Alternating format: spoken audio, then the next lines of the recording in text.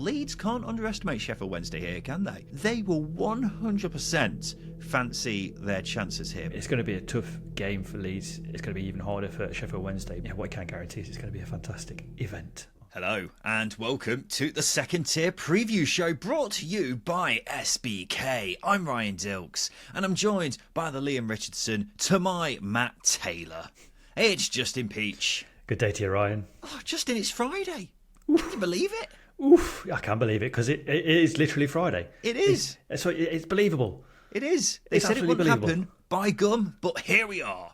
And it's a pleasure to have you along for the ride, ladies and gentlemen. Welcome to the number one championship podcast, the Second Tier. Thank you for joining us wherever you are. Before we get underway, it's time to reveal the next winner of our competition to win a copy of Football Manager 2024. We're giving away 3 copies of the game. One already went in yesterday's episode. One is going today, and then the final one in Sunday's episode. So you've still got time to enter for any latecomers. The winner for this episode is Alad Hopkins. Well done, Alad. Say well done, Alad, Justin. Congratulations, Alad. I'm happy for you. Welcome to the rest of your life. That's good. I like that. It's better than the one you did on Thursday. So. Jazz them up. Let's jazz them up. So well done, Alad, and you have got the chance to win a free copy of Football Manager 2024. It's your final chance to make sure that you enter. All you have to do is leave a 5-star review, screenshot it, and then email secondtierpod@gmail.com with the subject line Football Manager 2024 competition. That's a 5-star review, preferably on Apple Podcasts if you are that way inclined. Screenshot it, email secondtierpod@gmail.com with the subject line Football Manager 2024 competition. If you've already entered, you don't need to do it again. You'll still be in the draw for the final game. Winner will be announced on Sunday. Justin, it's preview episode time. That means we're making some predictions and looking ahead to another cracking weekend of championship action. I mean, we've got a huge game coming up as our game of the weekend, which we'll talk about very shortly, but Justin and I will each be picking our bankers and outsiders for the weekend and finishing off proceedings with a good game of Scott High or Ryan Lowe. So let's begin things with our game of the weekend, Justin. It's the Yorkshire Derby on Friday night between Sheffield Wednesday and Leeds United. You may remember that last week's game of the week between Huddersfield and Leeds was the first meeting in Championship history between 2 German managers. Well, this is the second. They're like bloody buses, Justin. I can't. I didn't know that was coming, but absolutely spot on. Yeah, right. These Germans all come in like buses. Incredible. I don't know how to respond to it, to be honest with you. You just have to nod and agree. Yeah, an incredible stat. What an incredible stat. The incredible value you bring to this podcast is... just say yeah. That's all I want to hear you say. I think this is a bit of a low-key rivalry, isn't it? In the absence of Sheffield United, I imagine Wednesday fans will probably say this is the game that they want to win the most this season, aside from, any relegation 6-pointers as the season goes on. But in terms of local pride, this is the big game, isn't it? And I think I can think of some big moments over the years between these two. There was that Marco Matthias wonder goal at Ellen Road where he flicked it over the defender's head and smashed it in off the crossbar. That was beautiful. There was that Adam Reach screamer, a great goal which was made even better by the fan footage from when the Leeds fans thought it was going over. They went, "Way!" And it ended up going in the top corner. That was a good one. A few years ago as well, when Sheffield Wednesday scored 2 late goals with Leeds top of the league. Is there any that you can remember there, Justin? I've gone very Sheffield Wednesday heavy there. Yeah, you have. I mean, you've got the Leeds fan invading the pitch and getting Chris Kirkland's face, which is probably at the other end of the spectrum of quite controversial. So probably gloss over that. Not as fondly thought of as the other ones. Do you know the Leeds fan who fell from from Stamford Bridge the other day? Apparently, it's the same bloke as that one who got in Chris Kirkland's face. Incredible. Wow. Full circle. Anything else, Justin, that particularly comes to mind? Nothing, but I was going through sort of the managers, and they got quite an interesting history of managers. You obviously got Howard Wilkerson, he's managed both clubs, Gary Monk as well, although the two are very different. Yeah. two managers on very different levels there. Yeah, also probably Gary Monk's fondly thought of at both clubs as well. But yeah, they're the two that sort of spring to mind as well. I think it is a rivalry because I think any Yorkshire, they're 2 big Yorkshire teams, aren't they? Massive Yorkshire clubs, and they're both. What intensifies this rivalry especially on this occasion, is the fact that both teams have got something huge to fight for. There's no mid-table mediocrity. You've got Leeds gunning for promotion, and Wednesday trying to stave off relegation. It's going to be an atmosphere, to say the least. Well, you say that, Justin. Danny Rule has called on Wednesday fans to pack out Hillsborough for this one and make it a full house. He said, all the supporters, please come on Friday into the stadium to make it really big, make it a really big event for us and push us. We need everyone here at the stadium. So you mentioned that, Justin. Of course, this game usually would be a spicy one anyway, but with the added potential of a full house, it could be booming at Hillsborough on Friday night. I don't think there are many better places than a booming Hillsborough, to be honest with you, because you go back to even just last season, for example, in the playoffs for Sheffield Wednesday against Peterborough, turning over a 4-0 deficit. They were down and out. They shouldn't have turned over a 4-0 deficit, but you get that early goal, the crowd starts to believe, and that filters into the players onto the pitch. And I think the same's happening this season. The crowd believes, the players believe, and it transpires on the pitch. And that's going to be a key thing for Leeds. They're going to have to keep the crowd quiet for the first 15 to 20 minutes, because if they don't, it can be a really difficult game for them. It'll be a really difficult game for them anyway, but even more so if there's a full house at Hillsborough, because that has such an impact on a team that are fighting against the odds this season. Yeah, well, I mean, Ellen Road has been such a big factor for Leeds this season, hasn't it? Where the atmosphere has been properly, winning them games in certain occasions. Think back to the Leicester game from 2 or 3 weeks ago. That was an occasion like that. Could we see, the turning of the tables here in that regard? Because, I mean, Leeds' promotion hopes are going strong. Southampton are now 11-2 to finish in the top 2 with SBK. So they're thinking it's increasingly looking like it's a 3-horse race for the top 2 spots. Having said that, Leeds can't underestimate Sheffield Wednesday here, can they? Yes, Leeds have been in scintillating form, 10 wins in 11, and they're playing second from bottom. Leeds are flying at the moment and not conceding many goals. What is it, 2, 3 that they've conceded this calendar year? On one hand, you can count them on one hand. Well, you don't even need the other 2 fingers, do you? So that's how good it's been for Leeds so far. But I mean, Wednesday, they may be second from bottom, but they're one of the form teams in the division right now, aren't they? 5 wins from 6. They will 100% fancy their chances here, particularly if they get a packed-out crowd behind them, won't they? But this is it, and this is the whole, Leeds can't underestimate Sheffield Wednesday here, because it's not a given they're going to pick up a result. I don't think that's the case in the Championship anyway, but even with Leeds booming as well as they have been, the draw against Huddersfield shows you what, a game on Sky can bring, against a local derby, etc. All the variables from last week in their difficult game against Huddersfield for Leeds, are they going to be the same here against Sheffield Wednesday, if not even more ferocious, because of how the crowd can be at Hillsborough? And then there's the fact that Wednesday have been informed themselves. They've been defensively very resilient. They've not been conceding many chances. It's going to be difficult. And what we've seen as well over the past few weeks is teams like, I know Leeds beat Leicester, but for 80 minutes, Leicester were sort of in relative control of that game, and they let Leeds play in front of them. And it was the same with Huddersfield. Huddersfield let Leeds play in front of them. And if Sheffield Wednesday do that, it's going to be a really difficult one. So, the longer that goes on, the more likely you are to fancy Wednesday nicking something towards the end of the game. But it's going to be a tough game for Leeds. It's going to be even harder for Sheffield Wednesday. But what I can guarantee is it's going to be a fantastic event on Friday night.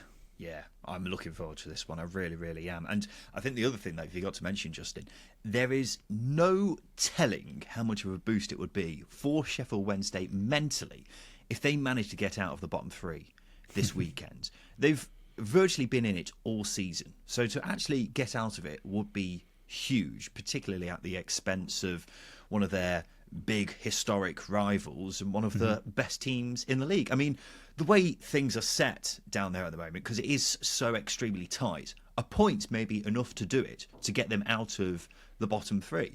I mean, a point as things stands could see you jump up a couple of places. That's how bloody tight it is down at the bottom of the table. So, I mean, that's what Wednesday, I think if Wednesday went into this right now, they would happily accept a point. But you know what? And I don't think I expected to say this after the first 3 months of the season. They can go into this fancying their chances of getting all 3. And that'll be an incredible scalp. It'll be very difficult, don't get me wrong, but it'll be a huge, huge scalp for Danny Rule and Sheffield Wednesday, wouldn't it? But it's now time for our second tier bet builder with SBK. And with SBK, you can curate your own bet builder from a range of markets for any championship game. It's easy, fast and secure on the SBK mobile app. And you'll find substantially better odds there than any other bookmaker. So every Friday, we're making our own bet builder with 4 selections, all relating to our game of the week. So that's 2 for Justin and 2 for me. Justin, what are your selections? I've gone with Dan James to score and Leeds to have over 10.5 corners. So my thinking behind Dan James is he's been excellent this season. There's no doubt about that. And he usually has a flurry of goals after scoring initially. So he scored his first 6 in the win against Stoke in midweek. I'm expecting him to be on the score sheet a couple of more times over the next few games, and it may well be the case here against Sheffield Wednesday. As for the corners, I expect Leeds to have Wednesday camped in their own third for long periods of this game, which means there's going to be a lot of corners. It's going to be difficult to break Sheffield Wednesday down, which means they're going to have to find other ways, and other ways is going to be corners. So yeah, expecting Leeds to have quite a few, so I've got me over 10.5 for that. I have gone with Leeds to win and Deshaun Bernard to be carded. Now, Leeds to win, we've got to pick a result, and if we're going either way, I'm going to go Leeds. They will be the favourites heading into this one, and their form speaks for itself. I think Wednesday have a chance of getting something from this game, but if you're going to push me for a result, I'm always going to say Leeds to win in this particular scenario. And then Deshaun Bernard to be carded. You may recall over the last few game of the weeks that we've been doing, I've mentioned how the opposition left-sided centre-back has been carded a lot in Leeds games recently. It happened with Yannick Vestergaard in Leeds v Leicester not too long ago, and up until last week, it's happened in 6 out of 7 games, the left-sided centre-back being carded for whoever was playing Leeds that week. Now, I repeated the same pick with Yuta Nakayama to get carded for Huddersfield, but he went off injured after about half an hour, which was a real kick in the teeth. It would have come in. You are? It would have come in. It would have definitely. If he played the 90, he would have come in. Yeah, it probably would have, considering how much Huddersfield were kicking Leeds in that game. But, I mean, that's not stopping me getting on the horse again this week. So, Deshaun Bernard is the left-sided centre-half for Wednesday. I'm definitely backing him to get carded. So, those selections, Dan James to score over 10.5 corners and Leeds to win, Deshaun Bernard to be carded as well. And a £10 bet with SBK on that returns £230. But with SBK, you can claim a 25% winnings boost on bet builders for Sheffield Wednesday versus Leeds. So that takes us to £287.50. Minimum odds of 4-1, T's and T's apply, over 18s only, and please do gamble responsibly. Those selections again, Dan James to score, over 10.5 corners, Leeds to win, Deshaun Bernard to be carded. A £10 bet with SBK on that returns £287.50. Ooh, that's a decent weekend, isn't it? Let's have a look ahead to the weekend then. And in each preview episode of the second tier, Justin and I will each pick a banker, a team we think is guaranteed to win this coming weekend, as well as an outsider, so someone we think is going to win but is bigger odds, with our friends at SBK than their opponents. We're tracking how we do as the season goes on. It's 1 point for a correct banker, 2 points for an outsider. Whoever loses has to do a forfeit, which will be a coach trip from Sunderland to Plymouth and back for Justin, and a CrossFit vomit-inducing workout for myself. The current scores are 37-26 to the Dilks Diehards. Our pick of West Brom to beat Coventry was the only winner between both Justin and I last weekend, so the Peach Posse still has an 11-point advantage to overcome. I've done the maths, by the way, Justin. There's 8 preview shows left of the season, so you've got 24 points available to win. Easy. Easy? Listen. I'm gonna have a Danny Rule-like resurgence come over me. I'm going to hit a run of form. As long as I don't pick Cardiff, I'm going to be fine. I think that's the key thing. Has he picked Cardiff? Ladies and gentlemen, this is Justin Peach's banker for the weekend. I bloody haven't picked Cardiff. I've gone with Coventry to beat Watford away.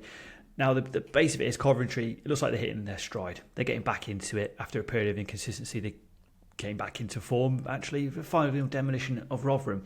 But actually, my pick was made a little bit easier by identifying some messages on social media from a certain staff member at Coventry City with regards to Watford. So based on those, yes, let's leave out specifics, but based on those messages, what was identified is Watford are pretty shit at the moment. They leave a lot of space, quote unquote, in and around their team, and I expect Coventry to fully exploit it. Fully exploit it. Not only that, but at the same time, Ellis Sims is back scoring 2 hat-tricks in 3 games. They have a swashbuckling edge back in their midst. That's what it feels like. And Victor Torp as well is settled in nicely. And he's been brilliant. And Haji Wright got another assist for Ellis Sims against Rotherham, and he's been electric as well. So I think a lot of the things are stacked here against Watford. Coventry hitting form. Watford seemingly observed by others have been shit. Yeah, well, the rumour on the street is that Coventry are hoping that Valérien Ismaël doesn't get sacked before the weekend. I wonder why. And that they don't rate Wesley Hoyt, according to messages which may have surfaced online over the past few days. Oh dear. Tread around that carefully. Yep. But Justin, I mean, Valérien Ismaël's in a very strange position, isn't he, where he's at Watford. Watford are no stranger to sacking managers, and the rumours have been circling now for the past couple of weeks that he's on his last legs as Watford boss. Do you think that if they do suffer a defeat here, that may be it for old Val? It probably does. I think, the PR surrounding him and his tenure is now at the bottom of the barrel, isn't it, really, when you consider the fact that these certain things have surfaced online on Twitter, which isn't going to help things, especially surrounding Watford fans. Their opinion is going to change massively if it hasn't already, because the outside opinion from other coaches and staff around football within the Championship is clearly not very high up on Watford at the moment. So with that in mind, I think the ownership probably will take that into account and go, actually, this isn't working, Big Val, sorry. I've got skin in the game because I had him to last till the end of the season. I'm 10 games short. I'm going to come up short on the hurdle because, as I say, if Coventry win against Watford, I think that's lights out for Big Val. It won't be a surprise, unfortunately, would it? It's a surprise for him to last this long. Oh, of course it is. It's Watford. After signing a new deal, bear in mind. Yeah, there is that as well. But I mean, Coventry will be heading into this thinking, right, we had... we know what they're heading in. What? We know what they're thinking heading into the game. Well, yeah, we clearly do, because we've seen alleged messages on social media. But I mean, Coventry will be heading into this thinking, right, we had a bit of a dip. We spanked Rotherham in midweek. This is a good chance to make it back-to-back wins and really get us back on track with regards to our top 6 hopes. So they'll be very, very hopeful heading into this one, and we'll fancy their chances of getting 3 points, admittedly, because Watford have not been in great licks for quite a while now, have they? My banker for the weekend is Ipswich to win away at Cardiff. Now, you may remember that last weekend the Cardiff City Twitter account called us out. It's after Justin chose Bristol City to beat Cardiff as his banker of the weekend. Bristol City lost and Cardiff tweeted banker of the weekend tick. Now, since then, Justin has been in despair. He has been inconsolable over this utter humiliation. And you know what? I'm not going to stand for it. So I'm going to take it to Cardiff City's Twitter admin. I'm calling you out. It's me versus the Cardiff City Twitter admin in hell in a cell. But I mean, of course, I'm backing the Ipswich going up tractor here. It's 6 wins on the bounce now for Ipswich, and Justin may not be too impressed, but I certainly am. They are absolutely flying right now, and despite being twice behind against Bristol City, they still found a way, and that's just what they do. They keep playing until the final whistle, and no matter what the score is, Ipswich still have a good chance of finding 3 points from somewhere. They've been scoring goals for fun recently as well, and you could almost bet your house on Kiefer Moore scoring against his former side, particularly when they were reportedly interested in re-signing him in January, but didn't. I can easily see that coming back to bite them on the arse this weekend. To be fair to Cardiff, they've been very good recently. They were in appalling form for a good couple of months, but now 3 wins on the bounce has steadied the ship. Despite that, though, Ipswich are on a completely different plane to Cardiff. So, of course, I'm backing Kieran McKenna's promotion-chasing town. Yeah, just to be a little bit pragmatic about this one, Cardiff are very good from set pieces, as we know, because that was the ultimate humiliation for me, is that fact that they beat Bristol City last weekend via a set piece after I said it wouldn't happen.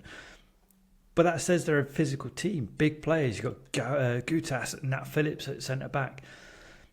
Is that not going to nullify Kiefer Moore? Because they head everything. And Kiefer Moore also heads everything. So there's going to be a clash of titans here. And I don't think, when it's 2 against 1, I don't think the odds favour Kiefer Moore here. Well, you say that, Justin. I look forward to the egg landing firmly on your face on Saturday afternoon. And then you beef me.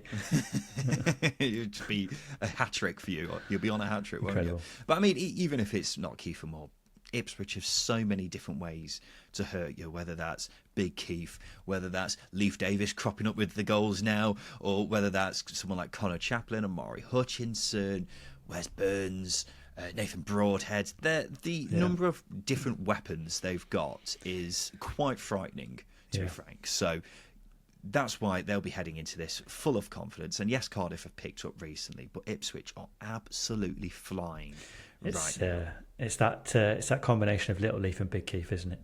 Little Leaf and Big Keith. There you go. I like that. That's quite good, actually. So I've gone for Ipswich to beat Cardiff as my banker of the weekend, and there are mine and Justin's 2 bankers. Each week we combine these 2 selections with a bet on the full-time result of our game of the weekend to create our very own second-tier featured multiple with SBK. So this week we're going for Coventry, Ipswich and Leeds, all to win. And a £10 bet on that returns £74 with SBK. You can create your own multiple with 3 or more bets on the full-time result of any game from across the Championship. T's and C's apply, over 18s only, and please do gamble responsibly. That again, Coventry, Leeds and Ipswich, all to win this weekend. A £10 bet on that returns £74 with SBK. Justin, let's take a quick break. After that, we'll look ahead to our outsiders in the Championship this weekend. Welcome back to the Second Tier podcast, and this is, of course, the preview show. So let's have a look at our outsiders in the Championship this weekend. What have you got for me, Justin, you big boy? I've gone with Birmingham to beat Millwall away at the Den. This game is massive for both sides. I think both sides actually are being overlooked foolishly when it comes to being in relegation trouble. Let's consider the fact that Millwall on 40 points, just 2 points above the bottom 3, and Birmingham are on 39 points, just a point above the bottom 3. Obviously, the form of Sheffield Wednesday, QPR, Huddersfield, that's all brought the teams down, and it's created this relegation bottleneck. Both of those sides are in it. Neil Harris has rejuvenated Millwall. He's got them unbeaten in 3, really playing the Millwall way. And when we say the Millwall way, they've made every game horrible, disgusting, dogged. They've made it horrible to play against them. That's exactly what they need right now. And Birmingham looked like they were turning a corner, but have had a few bumpy games, but their run of games has been difficult. They are without Tony Mowbray as well. And as I say, those sort of variables don't really make it easy for Birmingham City. And it's a case of a draw probably suiting both sides, but Birmingham have struggled to generate that momentum. And I think that drive and almost desperation will get them over the line. I think they do have a little bit more quality than Millwall as well. And at some point, the performances Millwall are putting in, they defend deep, they make it difficult for opposition. But I think Birmingham, especially if you've got someone like the Duke, Lukas Jutkovic as a plan B, it's going to play into Birmingham's hands a little bit as well. So I'm going to go with Birmingham to beat Millwall from my outside. It's a difficult one given the run of form Millwall have been in, but I fancy a Mark Venus-led Blues side to get the result here.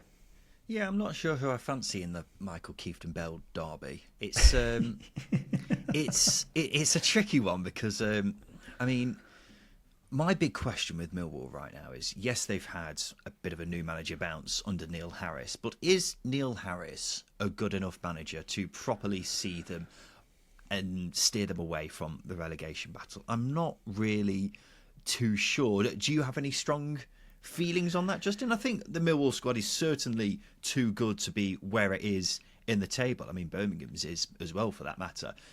But is Neil Harris the tactical genius who can save Millwall from relegation and lead them in the long term? I'm not sure. Yeah, I don't think they need a tactical genius, do they? They don't need a tactical genius. What they need is a manager who gets the club, and Neil Harris gets the club. He's got them playing exactly how they need to be playing right now, which is difficult to break down, difficult to play against, ugly to play against. Like these games can't be pretty, especially when you're down there trying to fight for points. You've got to be scrapping, and that's what Millwall are doing. And that's all they need to do between now and the end of the season. You've got 10 games to do that. And I think, as far as players go, as you said, no, they shouldn't be down where they are, but they are because they've just not been deployed in the correct manner, the Millwall manner, so to speak. Gary Rowett knew a little bit more about that than Joe Edwards did. Neil Harris knows a lot more about that than both Gary Rowett and Joe Edwards did. So I think that's what makes this game all the more intriguing, because it's a case of, can that Millwall way that Harris is deploying be sustainable against a team who's also down there fighting? Wasn't the case against Blackburn in midweek. Will it be the case here against Birmingham? I think Birmingham have a little bit more quality than Blackburn, so maybe not. Yeah, well, it's a very valid point. Let's go to my outsider then, and I have gone for Hull to beat Leicester. My screen wasn't loading. It was very frustrating. I've gone with Hull to beat Leicester as my outsider for the weekend. Now, I know this is a big shout from me. Of course, Leicester had lost 3 in a row prior to midweek. They managed to end that run with a 1-0 victory away at Sunderland. But while it may be the end of the run, I'm not sure it's the end of the slump just yet. It wasn't a very convincing showing.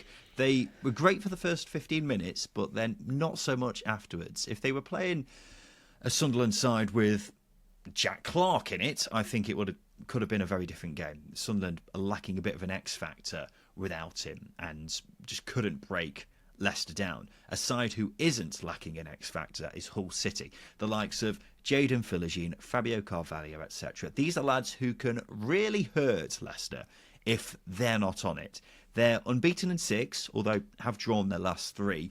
The latest came against Birmingham at home, with Lee Mazzina being extremely frustrated after the game at his side not managing to take away the 3 points. But they showed enough in that performance to indicate to me that they can beat Leicester. We of course have to remember that Hull have beaten them already this season. For the first 3 months of the season, they were the only side to have taken anything against Leicester, let alone beat them. So all they've got to do is just repeat the game plan, you beautiful, beautiful Tigers. Whatever the result, though, this is such a huge game for Leicester, and anything but a win sets off the alarm bells, I think, doesn't it? Well, it is a must-win, because if Ipswich beat if Ipswich beat Cardiff, they go top, or they won't go top. It's going to take a massive goal swing, but psychologically, they go joint top on points, and that's a big thing, and that's going to put Leicester back. So it is an absolute must-win for Leicester. But I'm just going to pull a point on what you said about Hull, saying that they did enough against Birmingham to convince you that they've got enough to beat Leicester. Now, Rossini came out of that game bemoaning the lack of ruthlessness and the lack of aggression in front of goal. How's that going to transpire in the game against Leicester, where they're not going to see as much of the ball? They're going to have to be ruthless in front of goal, and they've not been ruthless in these games against Preston, Birmingham, and others. Are they going to do the same thing against league leaders? Odds are against them there. Yeah, but they've shown that they can create chances, is the point I was making. And while they weren't sat there, ruthless best in front of goal against Birmingham, they've shown over the course of the season that they know where the back of the net is. And yes, chances will be at a premium against a side like Leicester, where they're going to have to sacrifice a lot of possession. In certain games this season, when I've seen Hull, they seem to almost fare better in these kind of games where they don't have as much of the ball. So that's another leg to this pick for me for Hull to beat Leicester. What, are you disagreeing with me on this, Justin? Which one would you be backing if you had to? Do you really have enough confidence in Leicester based off their recent form? I don't think I have enough confidence in Hull either. I think a draw would be the result I would settle on, but that's just me sitting on the fence and trying not to piss off Leicester fans or Hull fans. I mean, a draw will be a bad result for Leicester, really, wouldn't it, considering how hot on their tails the top 2 are? Absolutely, and it's a must-win. 2 teams before them, I mean. Yeah, it's a must-win for Leicester. I think Hull can come away with a draw and be quite happy, although it wouldn't suit them, obviously, if Norwich won, Coventry gained ground on them either. But I think a draw would probably suit Hull more so than it would suit Leicester. As I say, it's a must-win for Leicester. That just ramps up the pressure on them. They need players to perform, and the likes of Dewsbury Hall, Mavididi, they haven't been in top gear over the last sort of 5 or 6 games, and Maresca's going to need that, and they're going to need that against a Hull team who, like you pointed out, the likes of Philogene, the likes of Carvalho, Zaruri, they've got players who can hurt Leicester, and they don't need a lot of possession to do it, and that's a scary thing for Leicester in this game. Exactly, Justin. That's the point I've been trying to make. Right, now it's time for this. Scott High or Ryan Lowe? Neil Best is fucking shit, mate. Yes, it's time for Scott High or Ryan Low. This is the game where we have to rank 4 things from highest to lowest. It's as simple as that. There's 3 questions. And this week, Justin is providing the questions to me. So what have you got for me, Justin Peach, you bastard? I've got some frustration at you. You brought the game into disrepute last week with your stupid fantasy football question and points. People have called you out on social media. They've corrected you. So I'm going to point that out because you do the same thing to me. So I'm pointing the finger at you. Do better. Do better, Ryan. I didn't realise anyone had called me out about it. Yeah. What were they upset about? They were questioning your points tally. Why? Essentially. Because it was potentially incorrect. I'm not going to argue with them because I'm not going to do the research myself. I'm just going to shout from afar saying, you fucked up. I didn't. I definitely didn't because I double checked it. But anyway, do you want the questions? Whatever. Yes, do you want please. the questions? Stop being so salty. Can I just have the first question, please? Yes, I'm going to rank. I want you to rank in order for me the player who has the highest goal conversion rate so far this season. Simple one, not your complicated nonsense last week. The players in question are Josh Sargent, Sammy Schmodix, Morgan Whittaker, and Will Keane. So I want you to give me the highest goal conversion rate to the lowest, please, out of those 4 players. When you say goal conversion rate, just for clarity, you mean shots equaling goals, don't you? That is usually what it means, yes. Just in case anyone's listening who doesn't understand, Justin. Everyone understood it. I don't think they necessarily did. Right, okay.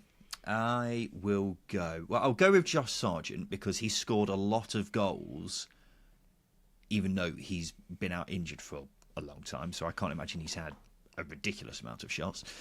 Josh Sargent top. Will Keane's an interesting one because I feel like he may be quite high in this. You know what? I'll go Sargent top, then Keane, then Schmods, then Morgie Witz.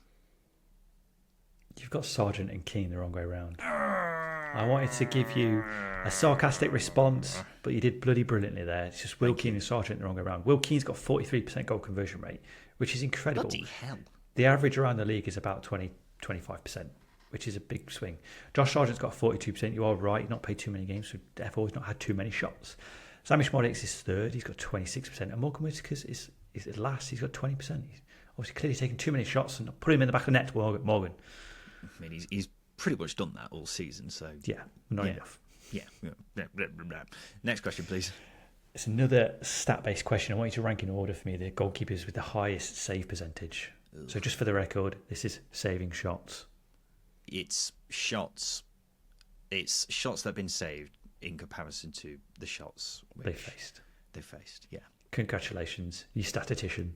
Right, there may be people who listen that don't know what save percentage is. All right, you XG virgin. Jesus, okay. The underlying data virgin over here shouting that at me. Anyway, the goalkeepers you got at your beck and call are Gavin Bazunu, Victor Johansson, Angus Gunn, and Jack Bonham. Okay. Yeah, this is tricky. I mean, I'll put Victor Johansson top instantly because although he's faced a lot of shots, despite him throwing the ball. Yeah, he had a stinker in midweek. I'll still put him top actually because I think he's just faced so many shots that he must have saved a few of them. Well, he's the only reason we're offering him. I've got points this season, so. Well, that is also true. Could you just remind me of the other names, please, Justin? You've got Jack Bonham, Angus Gunn, and Gavin Bazunu. I'll put Angus Gunn second, then Bonham, then Bazunu. Well done. Really? No, you haven't. You've cocked that twat. Up. Yeah, it's not nice, is it? Jack Bonham's top. Christ. Jack Bonham of Stoke City is top. He's got 72.9% save percentage. Then it's Angus Gunn with 70. He's quite high. And it's Victor Johansson with 67.6%. And then Bazunu. And then Gavin Bazunu with 63. He lets in a lot of shots. So yeah, got that completely wrong, Ryan. Jack Bonham is the world's best goalkeeper. You've heard it here on Second Tier Podcast. Well, I'm glad we could establish that. I thought I actually got that right then. I was really annoyed by you psyching me out.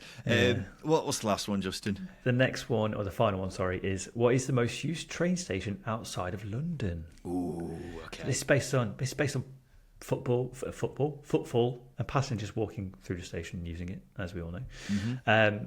So the stations are Manchester Piccadilly, Birmingham New Street, Leeds, and Glasgow Central. It's such a good question.